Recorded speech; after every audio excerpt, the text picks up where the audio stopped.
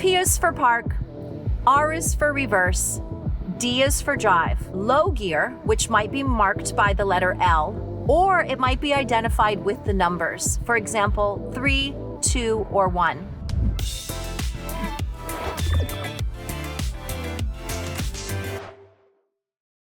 Hey, it's Jacqueline with Zutobi, and for the next few minutes, we are going to talk about gears. In an automatic car, the gears are marked either on a column in the middle or on a steering column behind the steering wheel. And the gears are identified by letters. It's pretty easy to memorize, and I think you'll get it really quickly. P is for park, R is for reverse, D is for drive. N is for neutral. And a lot of people ask me, what would one use neutral for? And in an automatic car, neutral is a setting where, I guess if you were just waiting a long time, maybe in a drive-through, you could put your car in neutral. But when your car's in neutral, it's not in gear. And so it's just sort of this like neutral holding place. I just wanted to pop in and give my highest recommendation to the Zutobi driving app. They've helped so many of my students who are feeling anxious about the driving test to do the final prep they need to pass the permit.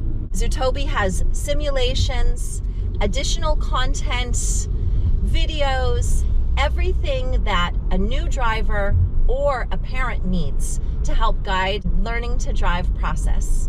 If you're looking for a great resource to help you or someone you love prepare for their permit, the Zutobi app is where it's at.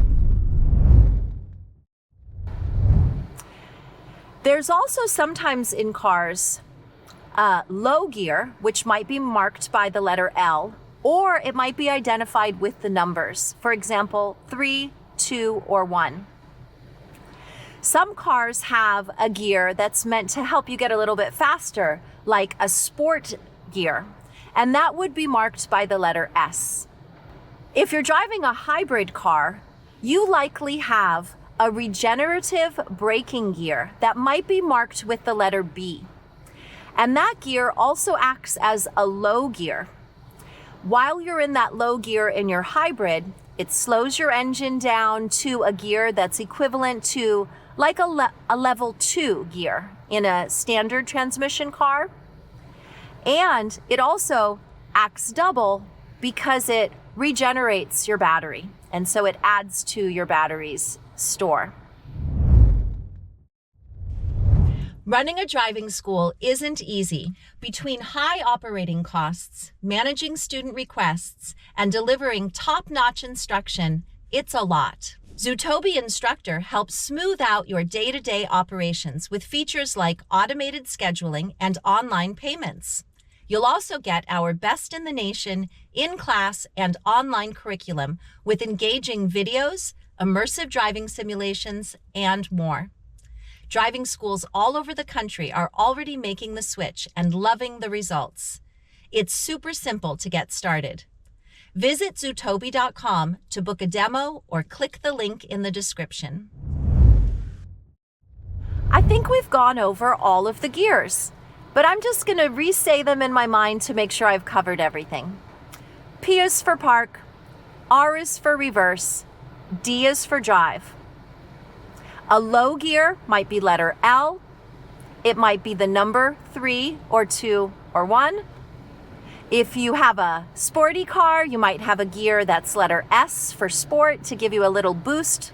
For example, if you're getting on the freeway and you want to go faster. And if you have a hybrid car, you likely have a letter B for regenerative braking. I can't say that word very well. Take some time to sit in your car, look at the gear, look at the letters, make sure you know what goes where and when, and have fun. Usually, you just need to put your car in drive and go. But if you are going to do any reversing, you need to know that R is for reverse. And as I said, the more you spend time playing with your gears, understanding the correlation between the letters and the words, You'll get it. It's yours. Have a great rest of your day. Thanks. Bye.